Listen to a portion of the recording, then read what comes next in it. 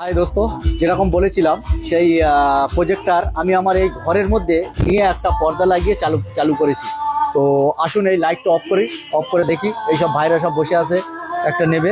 তো যাই হোক, সেটা একটুখানি দেখাচ্ছি কেমন লাগে। এই লাইট চলছে, দেখেন।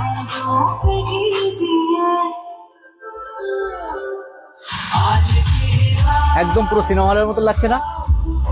দেখেন, একদম পুরো সিনেমা হলের মতো লাগবে। পিকচার কোয়ালিটি দেখে নেন।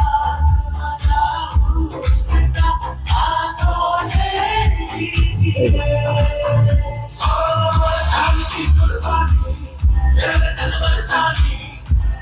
তাহলে হলো সিনেমা হল।